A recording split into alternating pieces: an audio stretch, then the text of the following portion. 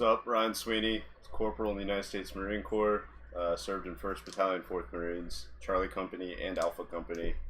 Split within, got transferred over to a reconnaissance force known as Maritime Raid Force, and did visit board search and seizure operations on the Gulf of Aden. Cool.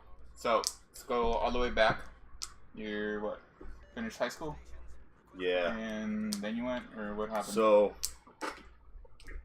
I actually tried to sign up when I was 17, and originally I had signed up to be in the Navy, and I did my first swearing at MEPS, and what turned out to be a barbecue at my house. My dad invited one of his friends over, and he's like, "Do you want to save people or do you want to kill people?" And he's like, "You should join the Marine Corps, be an infantryman." So, I was a dumb 18-year-old at the point, so I was like, "Yeah, you know what? I'm going to do that." So, went to the Navy recruiter, told him I don't want to join the Navy anymore, and I told him I wanted to go to the real man's force. So, oh, man. Exact words. So yeah, then I finished high school up, and then, I was told I was going to be going directly after high school, but, that didn't turn out that way.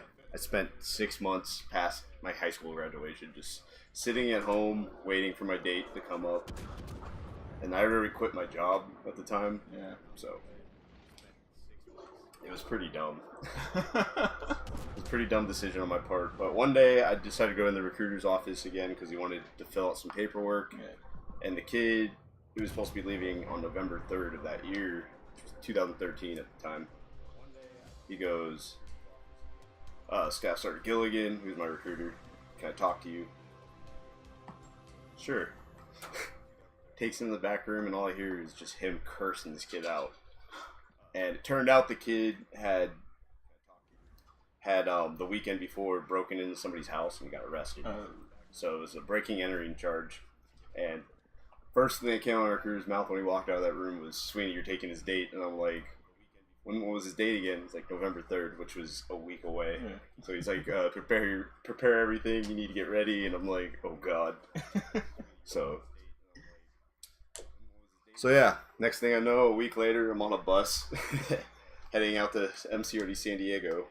And it sucked because I'm from Riverside County, so my MEPS is also in San Diego, which is a 10-minute drive from the recruit depot.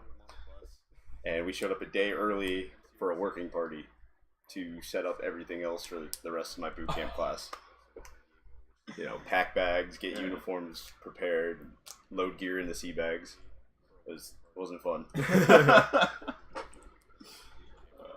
So you're there early, and then boot camp starts. Any fun, interesting stories there? Oh yeah, there was a kid named Hill, and I'm not gonna tell you his first name because I don't know. I don't know if I correctly remember his first name. Yeah. But anyways, kid was cocky the whole time, and he's like, "Oh, I'm gonna be the highest runner, highest shooter.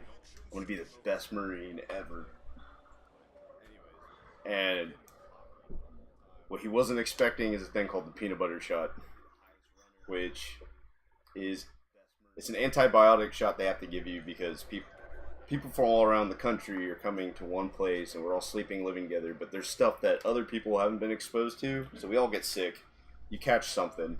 I had pneumonia about twice during my whole boot camp. But this kid, yeah, we went in to get shots. He gets the shot, which is in the buttocks, and he starts limping around. We're like, there goes his career. Just looked defeated. Wow. From a shot. Yeah. But, and then, that was during receiving, which is a 1-week phase where they kind of just teach you how to march, just the gist of everything. And then you start this thing called Black Friday, which is that Friday at the end of that week. And that's when you meet your actual drill instructors you're going to be with the whole time. My rack mate was this little tiny kid from Texas named Uvieto. Weighed about, like no crap, like 82 pounds, I believe. Tiny little kid. But off to the rack on my left was a kid who was from Iraq. And I did not know I was ever going to become best friends with this kid, but he was hilarious. He didn't know how to write anything in English, so he took notes, and the drill instructors would always screw with him. They're like, "Oh, you planning to kill us in that notebook?" He's like, "Oh, no, I'm not trying to." And, yeah. There was one night during our second phase where it was pretty cold. We were up in Camp Pendleton, and the range that you shoot on is called Edson Range, and it's right next to the ocean. So you get all the coastal fog that comes in like immediately. And I was there during winter time. Anyways, they walked out of their little hut in the middle of the night and went to Muhammad's rack. And they went, "Are you cold, Muhammad?" No, sir. I'm not cold. They went, "Oh, you remind me of a little mole rat, Muhammad." They're like, "You know what mole rats do? They dig for warmth." So, he starts digging in his blankets, and then we're all trying not to laugh. Like, everyone's coughing, and then the drill instructor turns around and he goes, "Shut the F up." He's like, "This isn't funny." And he's like, "Muhammad, mole rats make noises." He's like, "You better make noises." So this kid's just digging his blankets, and he's like, "Me, me, me, me, me, me, me." Oh, man. Those are probably, my favorite stories from boot camp. But So make it through boot camp, survive. yeah. What's next? I went home, and if you were an infantryman who signed a contract being the infantry, you weren't supposed to go to SOI for a very long time. So on top of your 10 days they have to give you, they gave us an extra 22 days of recruiting assistance. So I had to go to the recruiting office every day, help the recruiters whatever tasks they needed. And to be honest, it was just me grabbing them coffee and making phone calls on their call roster. That was pretty much that. And then I get to SOI, School of Infantry, and your class isn't ready anymore. Sorry, not boot camp. Your class isn't ready anymore. There's a last minute change in instructors, so you're going to stay here in the holding company for, what was it, a month and a half? So I spent a month and a half in this holding, and the first sergeant hated all the grunts. So he put us in this place he called the kindergarten room, which was a bunch of children's books. Treated us like kids. I mean, it's expected. You're the new guy, but yeah, he'd make us have book reports on these children's books. Remember, I think the funniest one I ever heard was one kid had to do a book report, or an oral book report, in front of all of us on how the Grinch stole Christmas. Wow. I don't remember what actually was said, but it was terrible. It was unbearable to watch a grown man, 22 years old, talk about how the Grinch stole Christmas. So yeah, so I finally got my class ready. I went to Bravo Company at SOI, and the class started, and ironically, I mean, I know a lot of people don't know Corey, but he's the guard I replaced. His best friend when he was in the Marine Corps was my instructor. I didn't know Corey before that. I didn't know any of them, but yeah, I found out later when I first started coming to work here that, yeah, they were best friends. His name was Sergeant Doyle. That guy was hilarious. He always had a monster dip in, so you never knew what he was saying. Just sound like a bunch of gibberish.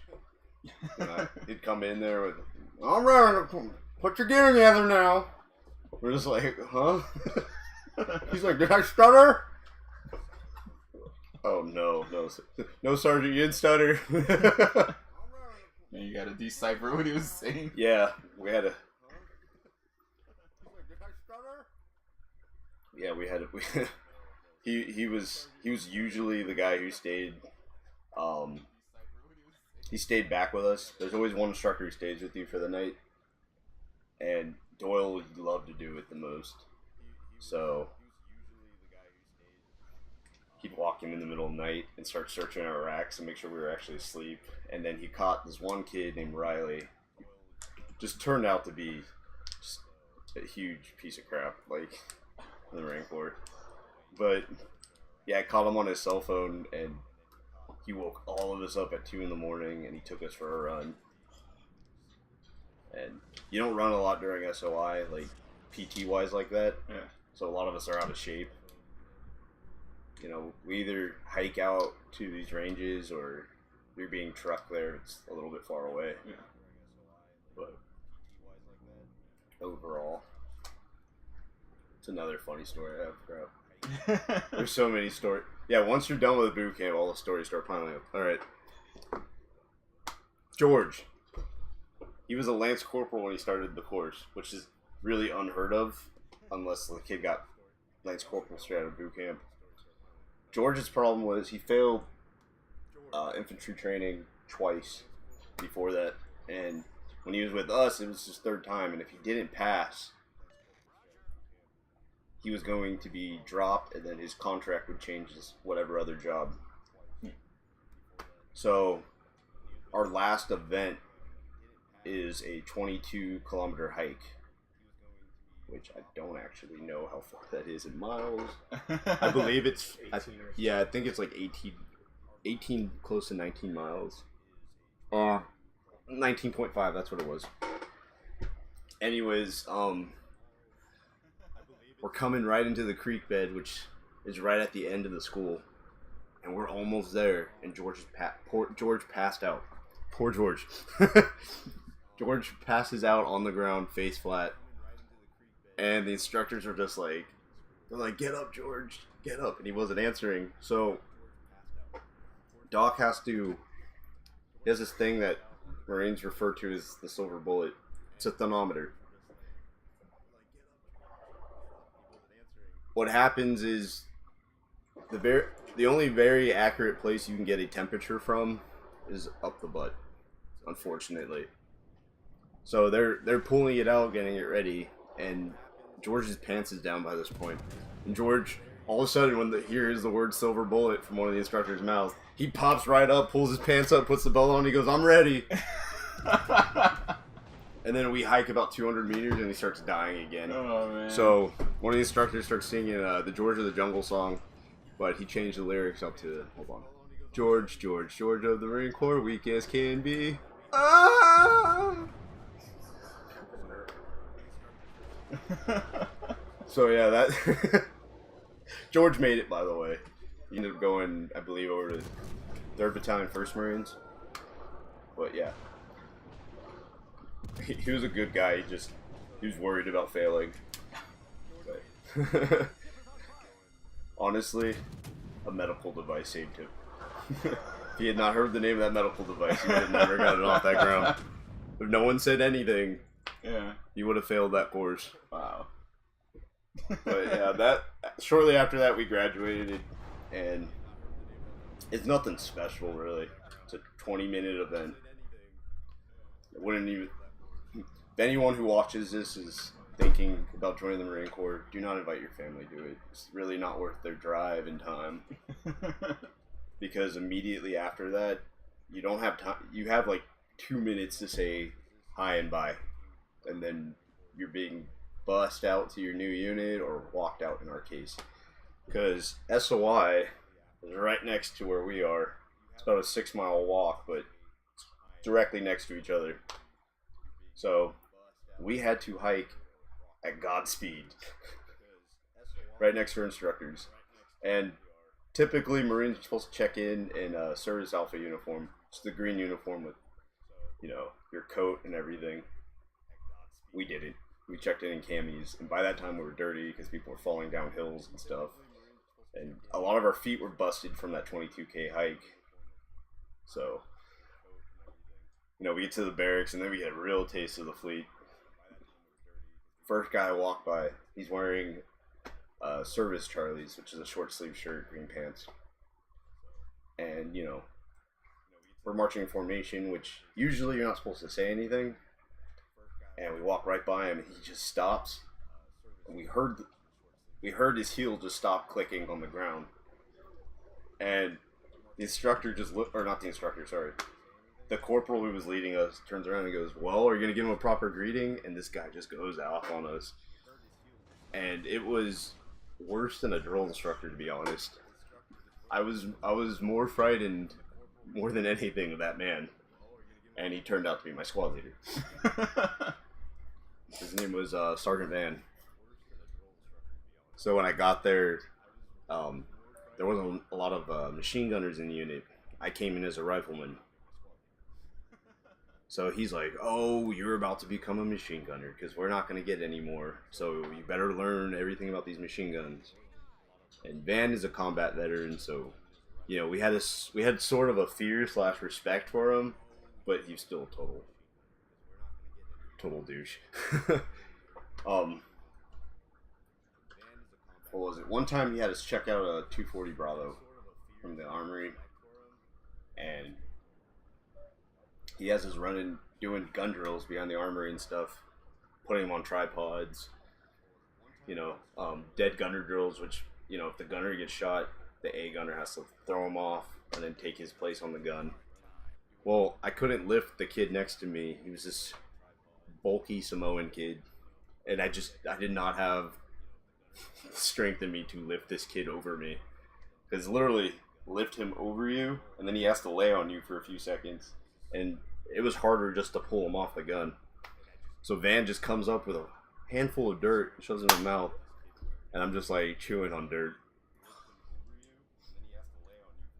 He's like, bite down on the dirt and lift him. I'm like, okay, and I just bit into the dirt. And then, you have to answer with his rank because he is higher ranking than us. Well, I called him a corporal. He was a sergeant. So he made me do pull-ups until I pretty much died. My arms, I just could not lift them the next day. It was awesome. But yeah. So you learned all that, machine gunner. Yeah. Ready for that. And then when do you actually go out?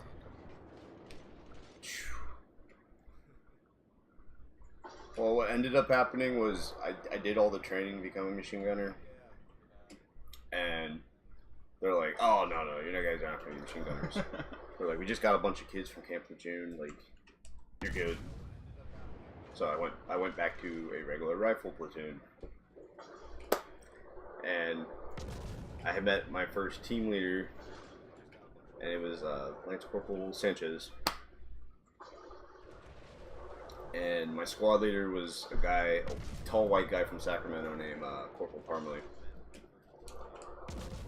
Parmalee, he was a really good dude. Like, he taught me a lot.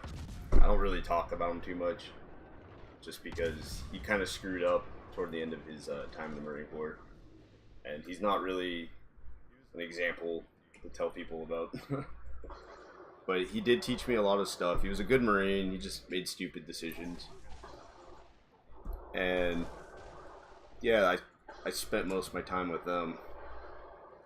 And about 8-9 months later, we went on our first deployment to Australia. The exact name of the deployment was called MRF-D, Marine Rotational Force Darwin, Australia. So we're in the Northern Territory. I swear to God, like we took off from March Air Force Base around 5 in the morning. The sun wasn't even out. By the time we got in Australia, it was the same time the next day because we crossed the international date line. So a lot of us were jet lagged, but we couldn't really see anything in Australia because there's not a lot of street lights. It honestly reminded me of like backwoods, like the South. Like you couldn't see anything. There's barely any street lights. The only lights that were coming off were like gas stations, and I saw trees I had never seen before in my life. It looked like I had stepped into Jurassic Park. Wow.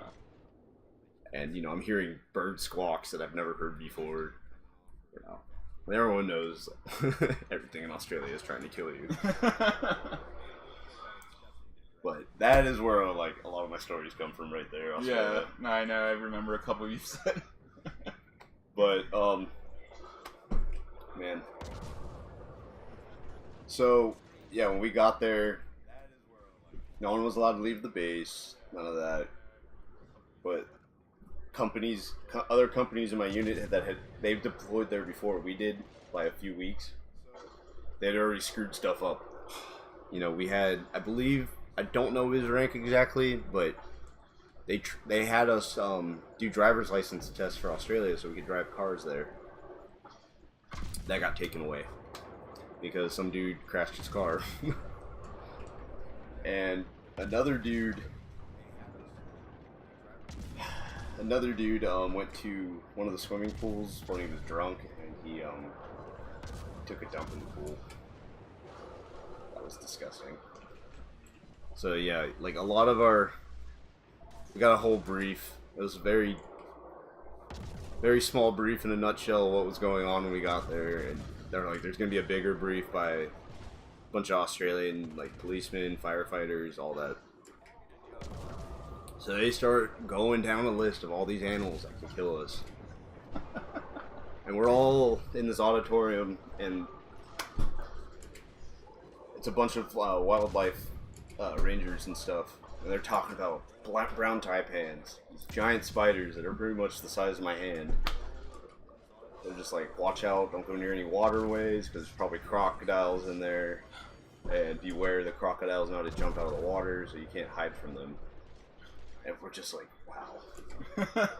We're like, we're gonna die out here. Yeah. Not at war, and we're gonna die from the wildlife. We're gonna die from the wildlife. So, the park rangers went, oh, we have a little friend here in this bag. And the first thing they pulled out was a baby crocodile with its jaws wired shut. Or not wired shut, it was taped or something. Some plastic thing around the mouth. And they were passing around the baby crocodile. We're holding it. We're like, oh, cool. Something to send our families. Yeah. And he goes, oh, but we have another guest in this bag.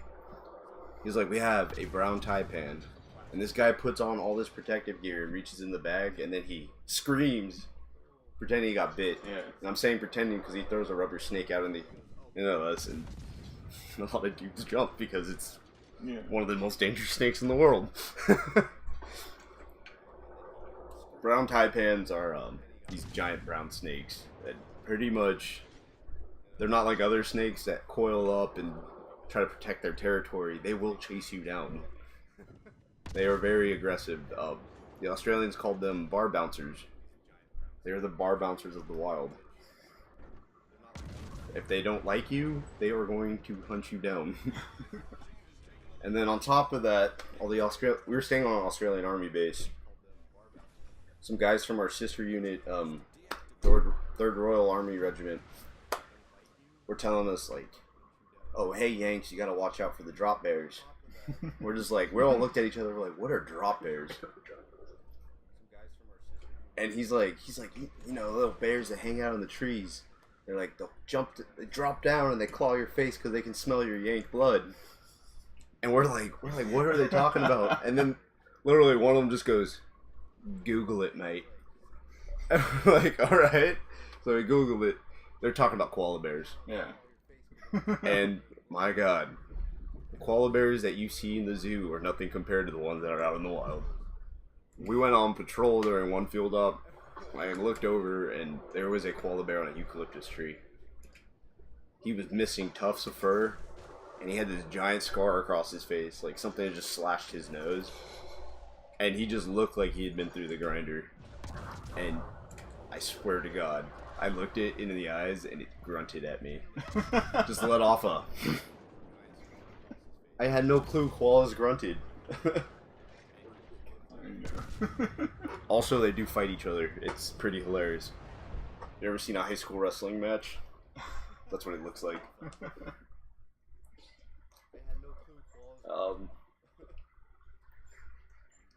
trying to remember stories you've told me of Australia though. I know the one where you had to have a cop take you back to the base. Oh, okay. So our unit had they had something set up so we could go to a rugby game. I believe they were called the Northern Territories Thunder or something like that. They were small time and they played footy, which is a variant of rugby. It's not very popular in Australia, but there's huge arguments. What's better, footy or Australian rules rugby? But this turned out to be a footy game, so there wasn't a lot of people, and that's why I realized they wanted a bunch of Marines to come down to watch this game. Now, our battalion commander had selected our shore patrol, which are a bunch of Marines who wear the unit's shirt, and they act as internal police officers pretty much. They walk around town, and they make sure we're not doing anything stupid out in town. If so, they get us on a bus, and they make us go back to the base. He had them block all the exits to this rugby game. So we're trying to get out of there, and then the BC was like, guys, chill out. This game doesn't last that long. Like, you guys will be out of here in no time, and you can go enjoy the rest of your night. We got out of there at 7 p.m. And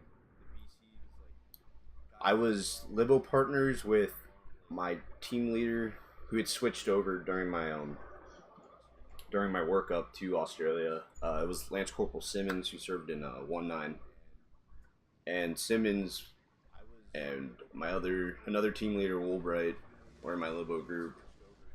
And then we had one of our docs, and who else? My buddy Westbrook, and then we had Riley with us, the same one that got caught on the cell phone in ITB.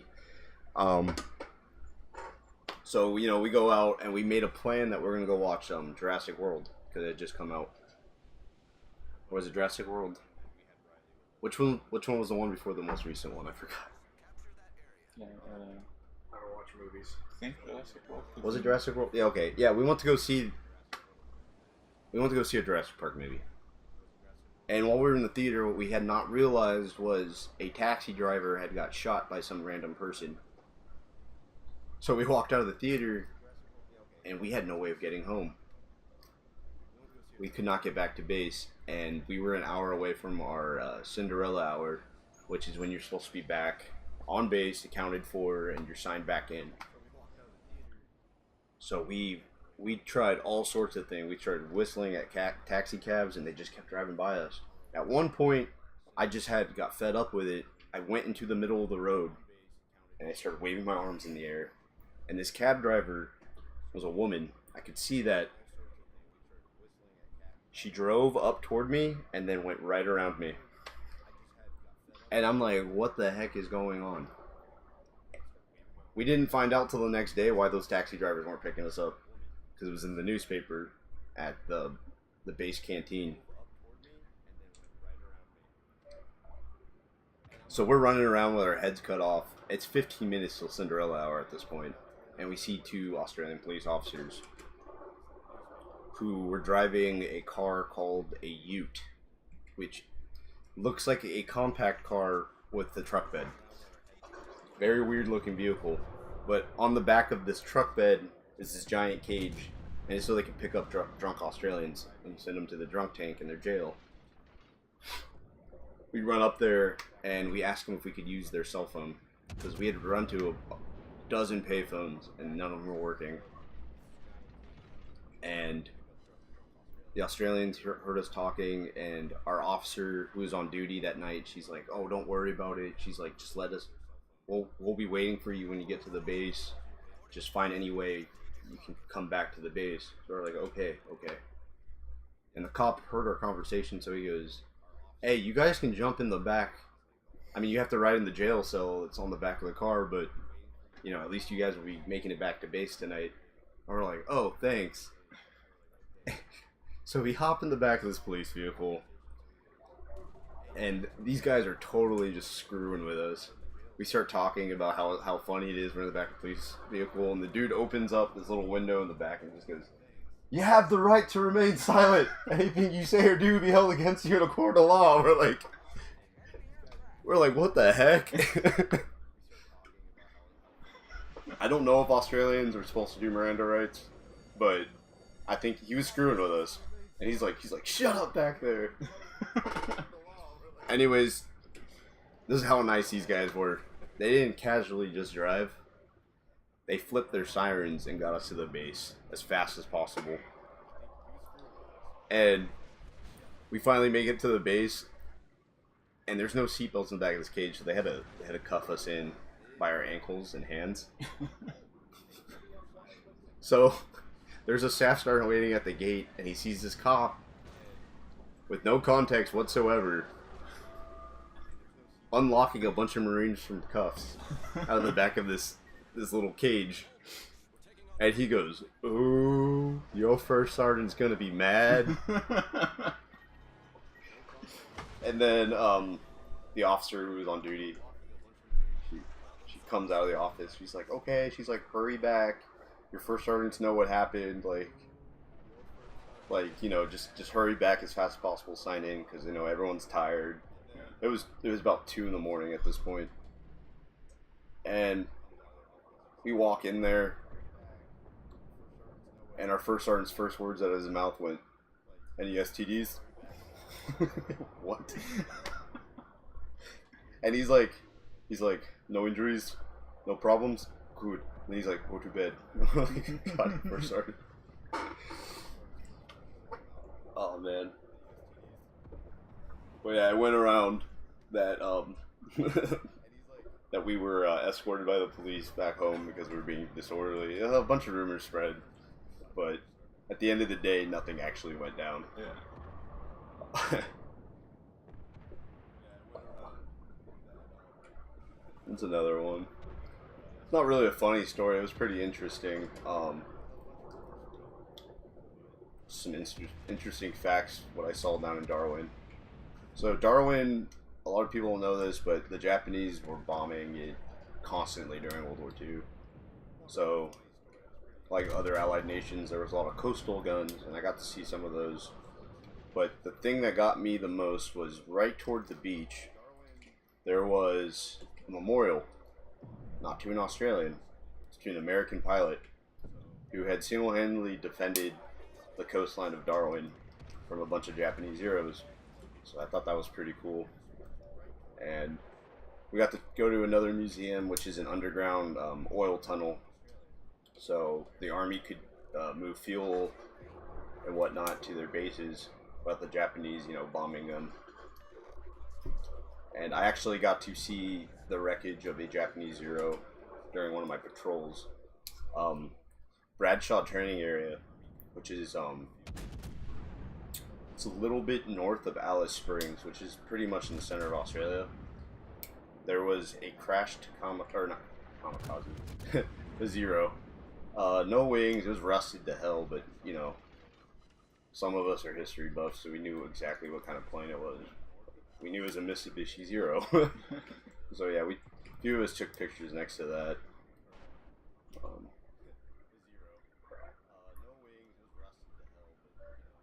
So, Australia, fun times. Yeah, definitely want to go back someday. On your own, not having to deal with Yeah, there's a being lot on of, base you and know, all that. being in the military, there's a lot of strict stuff that goes down. I mean, we did have a little bit of leeway. Our unit gave everybody 5 separate blocks of leave, and you could choose which one you wanted to go to, and you could travel anywhere in Australia you wanted to. So it was a 5-day vacation. Me and a few of my other buddies, we decided to go to Melbourne, and you know, we booked the flights, we wrote the itinerary 500 times because our staff sergeant didn't like it, and we had to make up a lot of it because there's only so much you can do, you know. Yeah. So we just started like looking at museums, you know, stuff we weren't even interested in, like art museums, and we're going to this art museum from this time to this time. He wanted a whole layout, hour by hour, what we were doing in those 5 days. Most of it was drinking. But yeah, before we went out there, we went down to one of the malls in Darwin, and we're like, it'd be cool is if we walk around Melbourne with suits. There was a suit store going out of business in this mall. I bought a full piece suit, including shoes and a tie, for $200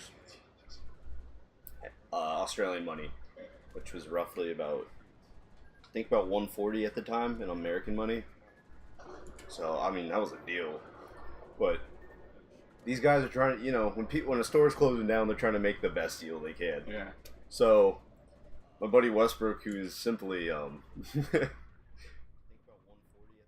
swayed at certain things when people talk to him, they went, "Do you want to buy a travel suit?" It clicked in his mind like his eyes had been opened to some new piece of information. Yeah. He goes, "What's a travel suit?" He goes, "It's a suit that you wear just to travel."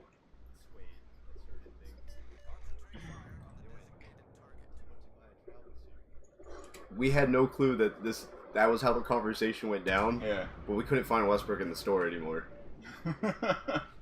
Like, I think I was getting fitted for my pants, and they found some that were nice and slim, and they fit me very well. And Westbrook comes out wearing a different suit. He'd already purchased the first suit, but now he's wearing a different one. This was the dumbest suit I have ever seen in my life. It was a gray jacket with this purple silk shirt, and Westbrook was trying to get a tie for it.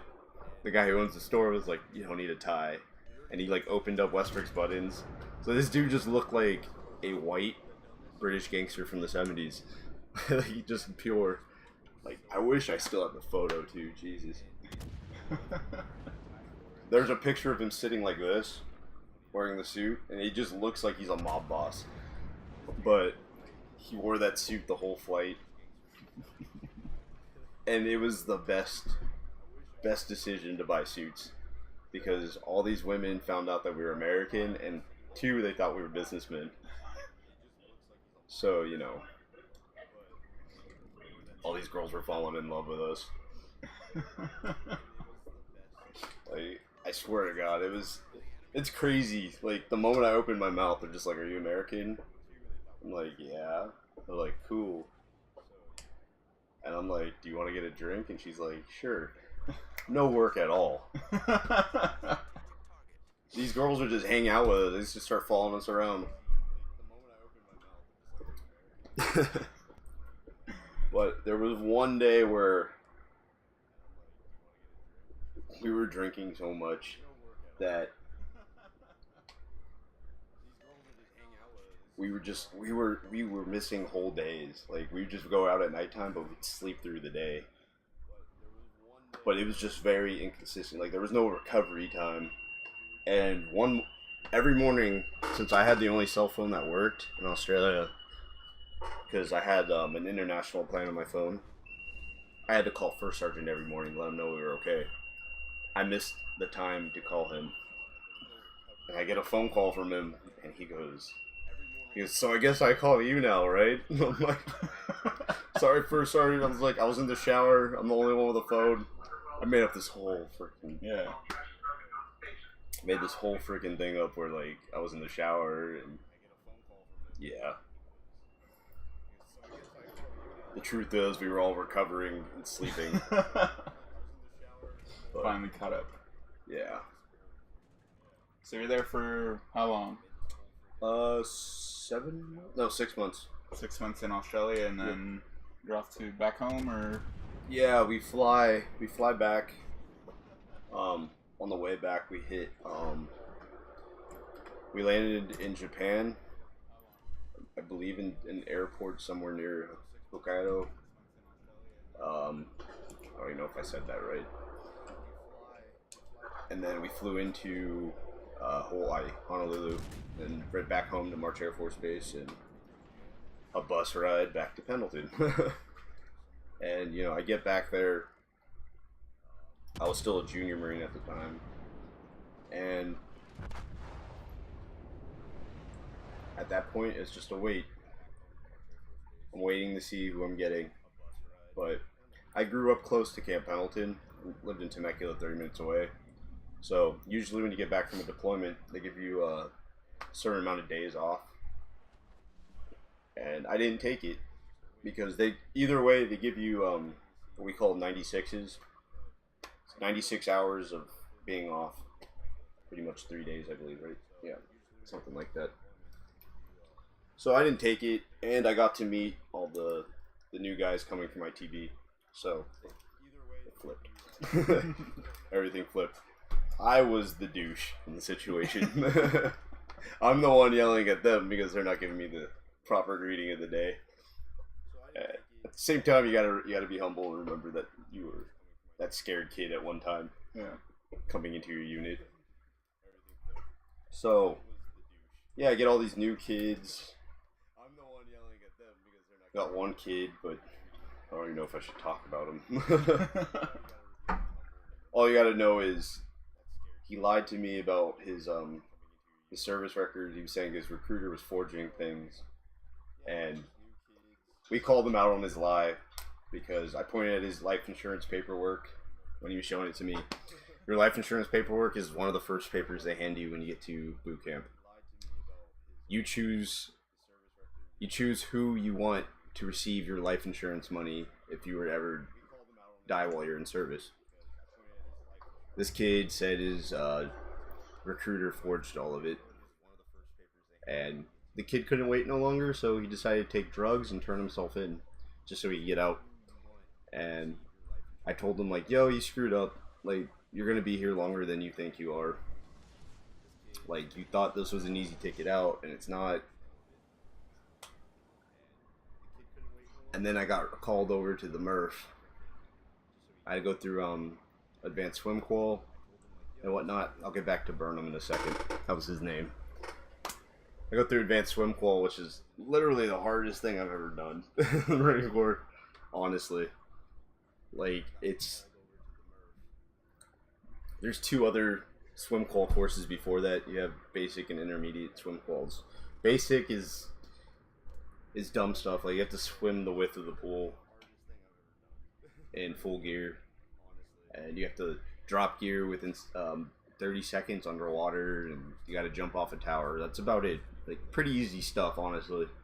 Then you have intermediate swim qual, which is pretty much the same stuff, except there's a few more events. You have to jump off a higher tower, and then you have to swim.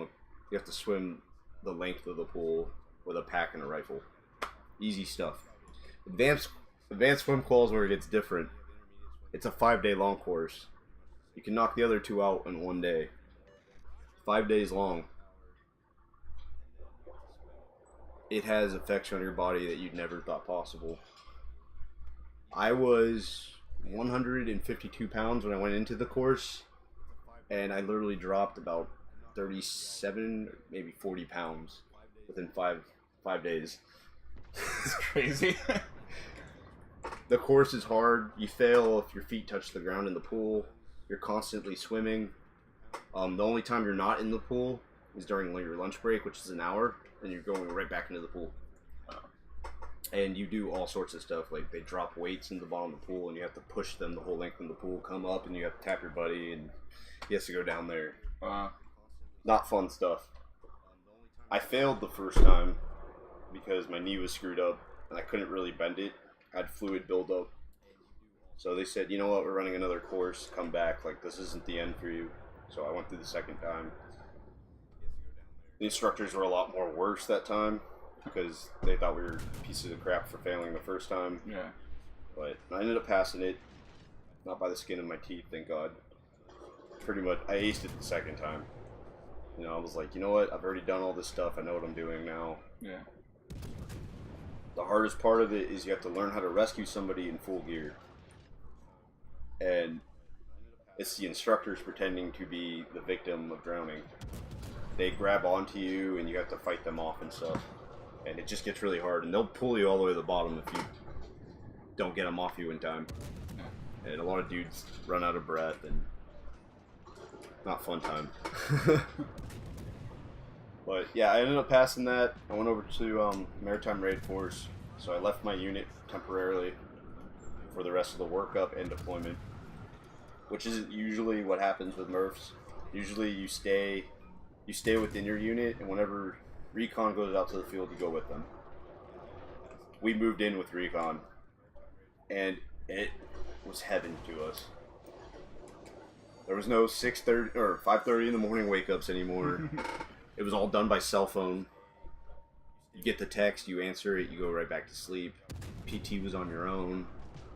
Like it was heaven. Didn't have to actually come into work and show your face till 10 o'clock. It was the most amazing time of my life. And it was very lax. I got to get all this cool gear out of it. Like, just felt like an operator for once. But yeah, my primary job there was visit board search and seizure. Now, what that is if pirates or armed gunmen, smugglers, whatnot, they decided to do anything stupid within our AO. We board their ship and we do what needs to be done to secure the ship. In the case of smugglers, we find out if they have any weapons on the ship, whatnot. And yeah, that's the gist of it. But during one training event, they wanted us to qualify fast roping on helicopters. So we went out to this airfield in Camp Horno, which is where my unit was from, not the MRF 1-4. So we were all eating burritos and stuff at the Mexican restaurant that's in Horno called Ramon's. And some of my buddies from 1-4 who I haven't seen in like a month or so, they come up to me and yo, you hear what happened to Burnham? I'm like, what? Yeah, Burnham, man. He left the barracks one night with all his gear. I'm like, what? How long has he been missing? He's been missing for 2 months, which would make him a deserter at that point. Yeah. They knew where he was at. He was in Chicago. It's just, the fact is, you can't, there's so many people that live in the city, so the cops really can't catch this guy. Yeah. What this kid tried to do, though, was he tried to use his Pacific Marine card. Pacific Marine is a credit union that is linked to the military hardcore. The moment he tried to use that card at a diner, it set off a red flag at the bank, and they called the police where his location was at. He got arrested, and now he's sitting in the brig. He has to finish off the rest of his contract in the Marine Corps behind a jail cell. So yeah, told you I'd get back to Burnham. But yeah, we ended up deploying on the 11th MEU. And God, was that fun. So what happened about 2 weeks before we deployed was, I forgot what the Navy ship was called. I forgot what Navy ship it was. They were coasting in the Gulf of Aden, and they got hit with an anti-ship missile to the midsection of the ship, and they just started launching a bunch of missiles at Yemen. Anyways, we were the next unit to be out in that AO, so we all got rushed. So all our Liberty ports got canceled. Total, out of my 7th month deployment on the MEU, we got 7 days of Liberty total. Not the greatest time of our lives. So we were stuck at sea most of the time. And every time I had a chance to go on ground, I'd kiss that thing. Crap, I forgot to tell you what ship I was on. I was on the USS Somerset, which is a San Antonio class LPD. The ship was named after Somerset County, which is where United Flight 93 went down during 9/11. A lot of the steel is from United 93. They smelted a lot of steel down and they used it to build the ship. So it was kind of a memorial ship at sea, pretty much. At the same time, like when you go into the well deck, there's this rail, and above that is this giant sign, and it's in a Pentagon because the Pentagon was hit during 9/11.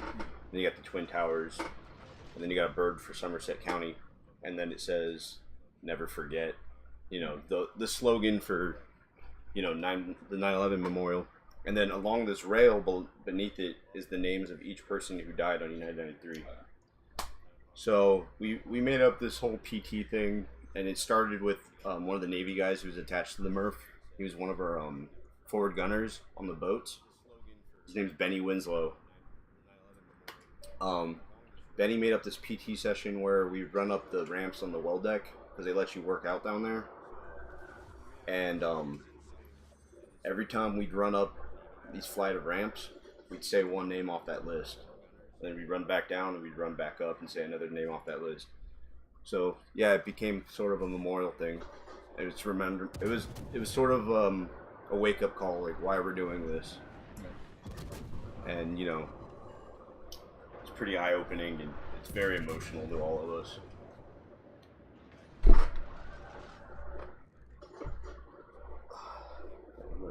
I'm trying to remember some stories right now. Captain America's. Yeah, I can't officially. A Yeah. lot of people on that MEU can't talk about what they did, so I can't really say a lot of stories. Yeah, there's like certain things you can and cannot talk about. Well, But you did that for how long? I did that for 7 months.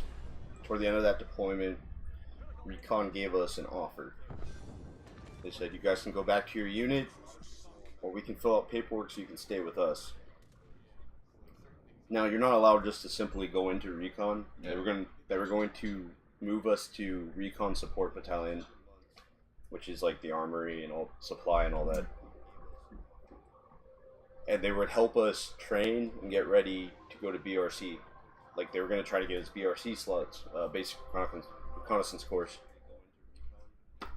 A lot of us turned it down. You know, we just wanted to finish off a lot of us just wanted to finish off our careers. Myself, I was trying to re-enlist. At the time, I'm out now. But yeah, I ended up going back to 1-4 as a corporal this time. So yeah, I had some rank now. And I get to the unit and I totally fell in love with it. I was in Alpha Company and I loved all the history behind it, and it was just a great time. There was a lot of great guys in that unit.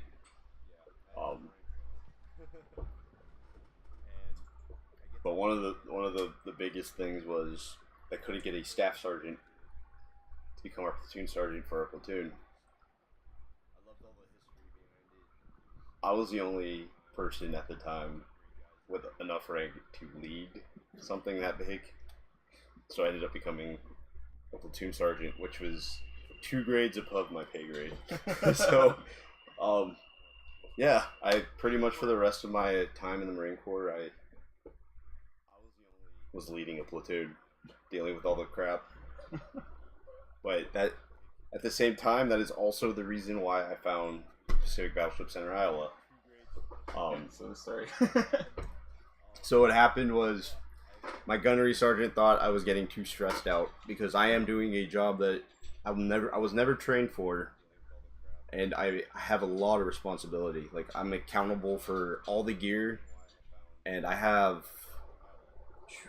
about 30-40 guys under me as a corporal. That's pretty much unheard of. And they just thought I was way too stressed out, and LA Fleet Week was coming up. So they put my name down. And, you know, I knew what Fleet Weeks were. I mean, all I saw them as was I get to dress up in uniform and go around town looking like hot crap, you know, like, what's up? So I get down here, and our bus pulls right up alongside the Iowa. I had no clue there was a battleship down in Hawaii. I was in shock, and I'd heard stories about the Iowa before. I honestly thought it was scrapped years ago, and to be right alongside it, I was like, "Oh, that's pretty cool." But at the same time, I thought it was active at first. I thought it was an active duty ship. I had no clue it was a museum. And we only spent like probably 2 minutes right next to it. So I thought it was an active duty ship still, and I was like, well, okay, maybe they're just refueling, restocking everything. I don't know what they're doing really. I'm like, I know this isn't a naval base here anymore. And you know, we set up for Fleet Week in the parking lot right next to the Iowa. And we had shifts on who's teaching our weapon systems down in the parking lot. And whenever you're on break, you're usually just sitting under our tent eating food, and you're probably on your phone or something, reading a book. But our gunner sergeant's like, come on guys, get out of here, go explore the other tents. And he's like, go to the Iowa. So we walked up, did not realize the Iowa wasn't open yet. But the first man I meet is Battleship Larry. And he tells me, I believe it was him who told me this. I might be wrong. It might have been another tour guide. But I know he was there. And he goes, y'all Marines? I'll take you down where they slept. It's in the darkest hole of the ship. That's Larry for you. And I'm like, oh no, thanks, I'm good. And we were so confused on the way the tour route was set up. So all that ended up happening that first time was we walked through the horseshoe, the officer wardrooms, and we went out to the port side of turret 1. And we watched the little video and we were like, wow, what a great tour. We didn't realize that they were still opening up the tour route. So we didn't explore everything, so we just left the ship. We're like, really? That was all? Like, it was just a video about how the guns shoot. And then our gunny found out about it, and he's like, are you guys dumb? He's like, why'd you go there right away? Like, I told you guys to go there on your break. He's like, go back when it's actually open. I did not realize it was an hour and a half tour. Yeah. If you're reading everything. But I'm like, yeah, I was like, this is a very historic ship. I'm like, this is amazing. Like, I felt honored, you know, to have like walked on the ship. And the next thing that happens is my buddy Cabrillo, he's getting promoted to corporal. And he's out there with us. So our gunnery sergeant set up this whole thing where he's going to get promoted to corporal on the bow of the ship. And Battleship Larry was the one who took pictures for us during that. He tells me stories about my gunny all the time. I was like, dude, I was there. He did not remember me. He's like, really? He's like, your gunny was the one with that mustache? I'm like, yeah. He's like, he called your guys' ribbon jewelry. Gunny Carney had a weird way with words. He was trying to say jewelry, but he had an accent, so it was jewelry. And yeah, Battleship Larry to this day remembers the story, but doesn't remember. Yes, he will say, show me jewelry, boys. Just like my gunny. Yeah. Anyways, another part of being on Fleet Week is you get to go to all these events that are for military members. Now, I love baseball. I've always been a huge fan since I was a little kid. Do not want to upset the people in this room. I was born up north in California, so I am a Giants fan. I went to the Dodgers versus the Diamondbacks. And I was rooting for the Dodgers during this game because I hate the D-backs. But the D-backs ended up slaughtering the Dodgers. It was actually really sad. I felt bad for all the Dodger fans. No, like they had a good season that year. Like they were having a really good season, and it was a 13-0 score. Like they had some rookie who was just hitting homers left and right every time he went up to bat. Like it was a total shutout. But anyways, I get a phone call probably at the bottom of the 6th inning from my dad. He has no clue that I'm doing LA Fleet Week, by the way. He just thought I was out in Pendleton doing training and whatnot. But I get a phone call from him. And he goes, hey, you know what? We're moving to San Pedro. He's like, you still interested in living with us? I was like, yeah. I mean, I haven't really looked into apartments and stuff. And when I did, trust me, it was way too expensive for money right now. And I was like, yeah, Dad, I'll move in with you. He's like, all right, well, I just need I need your leave and earning statement so I can get on the so we can increase our chances of getting a house, because there's a list to get the house. And I'm like, okay, where's this place at? He goes, San Pedro. I'm like, I'm like here right now. So what I ended up doing was the whole rest of Fleet Week, I used my time every time I got off to go around in my uniform to explore San Pedro. I'm like, well, I'm going to be living here. Yeah. And yeah, I got back from Fleet Week. It was probably, it was actually like a vacation away from work. I didn't think I was stressed out, but it was actually like a weight off my shoulders a little bit. Like, I came back refreshed. A little hungover. Yeah, the people in Pedro treated me great when I was here. And now I'm a resident. Now you can work on the shit. Yeah, that's a whole different story. So when I got out, I was having a tough time finding a job because I was getting unemployment, and I'm just like, I was depressed, I was lonely, like, I had all these friends when I was in the Marine Corps, and I'm just like, I don't have anybody out here, like, I don't have no one to talk to anymore. All my friends live in different states within the country. Like, one of my closest friends lives in Virginia, It's not like I can go out and, grab a few beers with him, and just talk about things. So, I was dating a girl I met in Long Beach during Fleet Week. And we ended up breaking up and whatnot. So I was having a really tough time after that as well. And then I get a phone call saying, what's up? And I'm not going to say the next word he said. He said, what's up? He's like, I heard you moved out to Los Angeles. I live 30 minutes away from you. I was like, oh man. His name is Hobbs. And he turned out to be like, he was one of the team leaders in my platoon. He wasn't my team leader, but he was a really cool guy. Like, he was another one of those seniors I had that would teach you everything you needed to know to be a successful Marine. And yeah, now I started hanging out with him and stuff, and now he's my best friend. He was my best friend when he was higher up than me, but now we're best friends. We go surfing like every weekend pretty much. But at the same time, I didn't have a job. I was having a tough time finding jobs. So they sent me to a veterans coordinator with the Work Source One, which is connected to unemployment. And he's emailing me these lists of jobs, and I do not match the prerequisites for any of them. Yeah. I'm like, why are you even sending this to me? And the ones I do meet the prerequisites for, it kind of felt like an insult because they were janitorial. Yeah. And I'm like, I didn't serve my country to clean toilets right after I got out. Yeah. So I was like, you know what?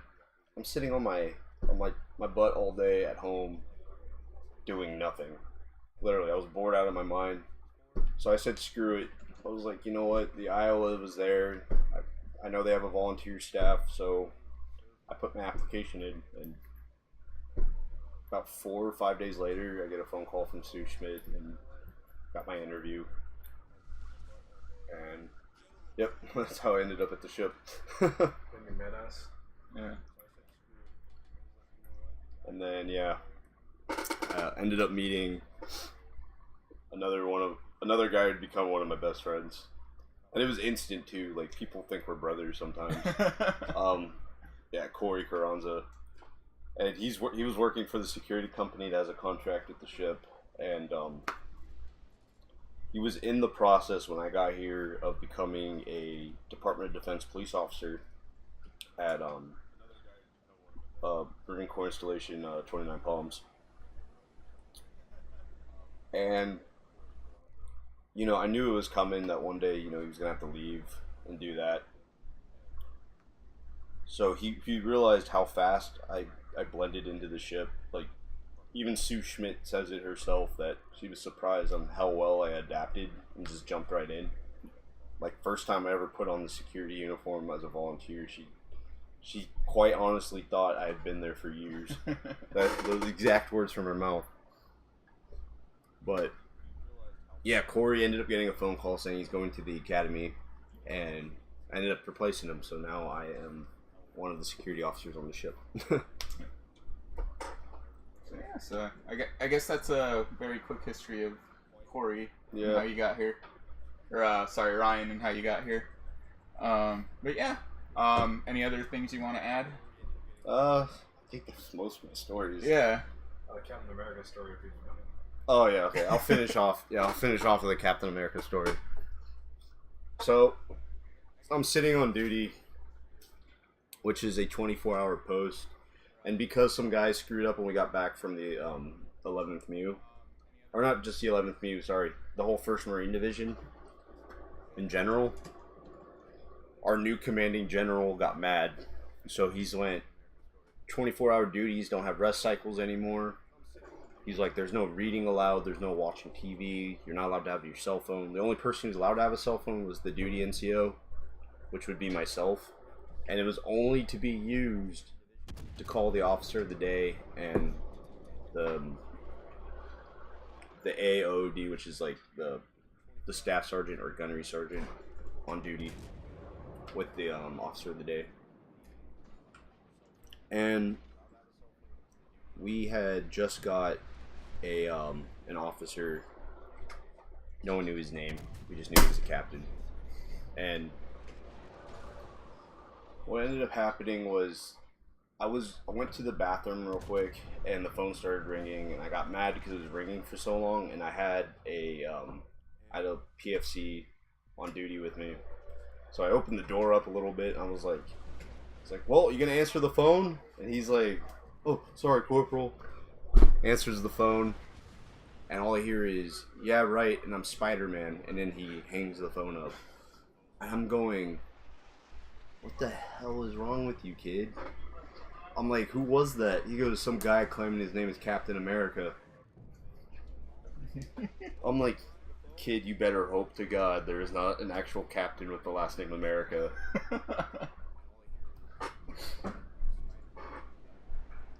The next hour, I went out to eat dinner at the chow hall. I come back. There is an officer inside the duty shack, and he is reaming into my other AOD. Not the kid who hung up the phone saying he's Spider-Man. Well, this officer turns around, and there is Captain rank on his collar and a name tape that says America. There is indeed a guy named Captain America. And I said, can I help you, sir? He goes, I'm looking for Spider-Man. And I'm like, I look at my other AOD and I went, well, where is he? He goes, he's roving around the barracks, Corporal. So I walk with this officer, and we finally find the kid. And he goes off on him, just starts yelling all these things at him. And then him yelling at the kid ends back at the duty shack. And he's walking out the door, and the last thing out of this guy's mouth is, "This is why Spider-Man will never be part of the Avengers," and then slams the door.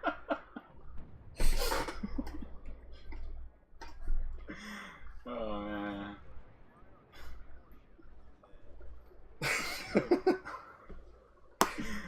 Alright. But we all know Spider-Man's not part of the Avengers. Just say it. Yeah. Alright. Well, thank you, Ryan. Thanks for coming and telling your stories. No That was problem. fun. Thanks everyone for joining us, and we'll see you next time.